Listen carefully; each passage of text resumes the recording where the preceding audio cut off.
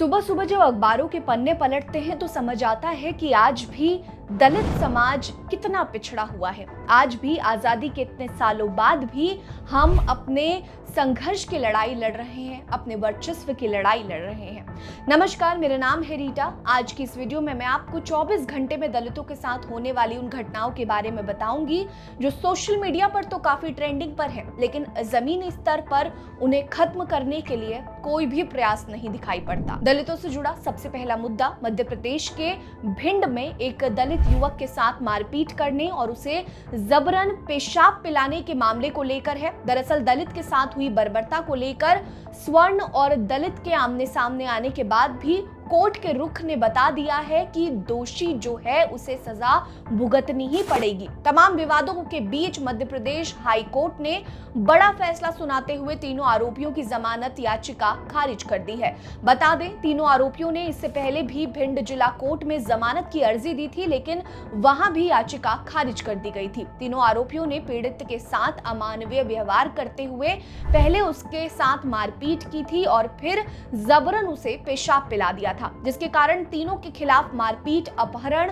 और SC/ST act की धाराओं में मामला दर्ज है। वहीं वकील अनिल मिश्रा ने तीनों आरोपियों की पैरवी की थी। बताते चले कि ये घटना 20 अक्टूबर 2025 को हुई है, जब भिंड जिले में दलित समाज से आने वाले ज्ञान सिंह जाटव को ड्राइवर का काम करने से इनकार करने पर सोनू बरुआ, आलोक शर्मा और छोटू ने पहले ग्वालियर से जबरन उठाया, फिर उसके साथ मारपीट की और जबरन पेशाब पिलाया था। मध्य प्रदेश हाई कोर्ट के रुख ने कहीं ना कहीं दलितों के मन में ये आस जगाई है कि दलित आज भी भारत की न्याय व्यवस्था का हिस्सा है। आपकी इस पर क्या राय है, कमेंट करिए।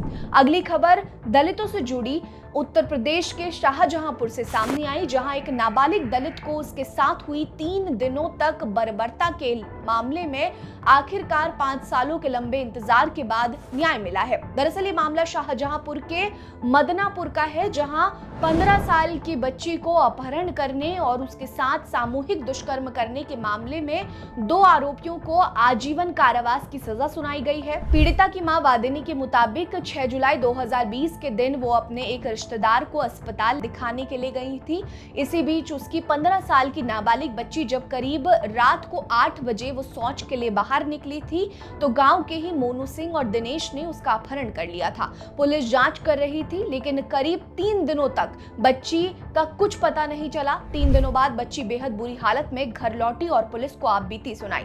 पीड़िता के बयान के आधार पर दोनों आरोपियों को गिरफ्तार कर लिया गया था। बच्ची ने आपबीती सुनाई थी कि 3 दिनों तक उसे बंधक बनाए रखा गया और उसका सामूहिक दुष्कर्म किया गया। वो किसी तरह से बच निकली और सीधा अपनी मां के पास पहुंची। हालांकि इस मामले में पिछले 5 सालों से कोर्ट में मामला चल रहा था, जिसके बाद आखिरकार बच्ची को न्याय मिला। दोनों आरोपियों को आजीवन कारावास की सजा सुनाई गई और 1-1 लाख रुपए का जुर्माना भी लगाया गया। दलितों से जुड़ा अगला मामला झारखंड के गढ़वा से सामने आया, जहां एक आदिवासी दलित महिला को अपने साथ होने वाले उत्पीड़न के लिए राज्यपाल और CM से गुहार लगानी पड़ रही है, क्योंकि पीड़ित महिला को सुनवाई को उच्च अधिकारी और पुलिस नहीं सुन रही है। दरअसल ये मामला गढ़वा के कांडी का है। दरअसल एक शिक्षिका ने राज्यपाल और CM को एक अर्जी दी है, जिसमें उन्होंने बताया कि उनके स्कूल के कुछ टीचर उन्हें स्कूल से निकालने के लिए प्रताड़ित कर रहे हैं।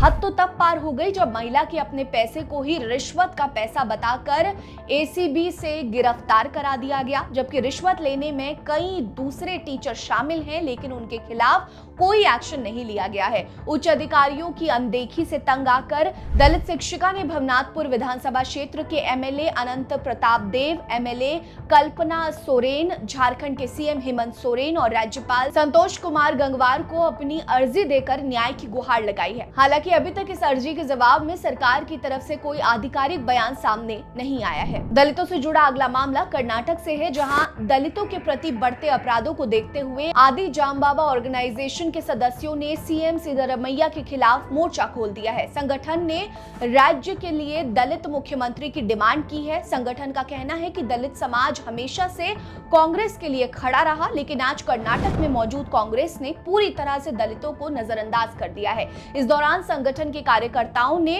लोक निर्माण मंत्री सतीश जारकिहोली से भी मिलने की कोशिश की ताकि उन्हें सीएम सिद्धारमैया के खिलाफ याचिका दी जा सके, लेकिन सुरक्षा कर्मियों ने उन्हें मिलने नहीं दिया। इस दौरान प्रदर्शनकारियों ने कांग्रेस अध्यक्ष नागार्जुन खड़गे समेत कांग्रेस के कई बड़े नेताओं के खिलाफ पोस्टर दिखाकर अपना रोष व्यक्त किया था। वहीं जारकिहोली का कहना है कि आला कमान में अभी ऐसी कोई चर्चा नहीं है, लेकिन खबरें आ रही हैं कि कर्नाटक मंत्रिमंडल में बड़ा फेरबदल होने वाला है। ऐसे में दलित नेता को मंत्रिमंडल में शामिल किए जाने को लेकर कुछ भी स्पष्ट नहीं है। हालांकि उन्होंने ये भी आश्वासन दिया है कि अगर जरूरत पड़ी तो किसी दलित को शीर्ष पद के लिए चुनने का दबाव डालेंगे। दलितों से जुड़ा अगला मामला उत्तर प्रदेश के मथुरा से सामने आया, जहां सरकार द्वारा भूमिहीन गरीब दलितों की जमीनों को भी दबंगों ने हथिया लिया है। दरअसल ये खबर नौझील कस्बे के गांव मानागढ़ी की है, जहां एक दलित बुजुर्ग सतपाल ने प्रधानमंत्री नरेंद्र मोदी को एक अर्जी दी है, जिसमें उन्होंने कहा कि उन्हें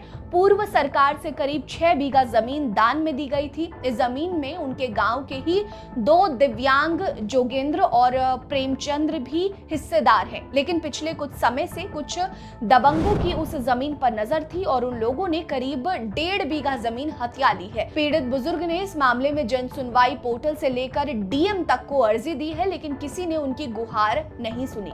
वहीं दबंग भी उन्हें लगातार धमकी देते हैं कि अगर इस मामले को आगे बढ़ाया तो अंजाम अच्छा नहीं होगा। हालांकि पीएम से शिकायत के बाद जब जांच हुई तो तहसीलदार राकेश उपाध्याय ने बताया कि मामले में सुनवाई शुरू हो गई है। जांच में दलित किसान के हिस्से की जमीन पर कब्जा दिलाने के लिए मामला संज्ञान में लिया गया है और शनिवार को कब्जा दिलवा दिया जाएगा। हालांकि वाकई में ऐसा हो पाएगा या नहीं, इसका खुलासा आगे ही हो पाएगा। दलितों से जुड़ी इन खबरों पर आपकी क्या राय है, कमेंट करके हमें जरूर बताएं। हमारे साथ बने रहिए। नमस्कार।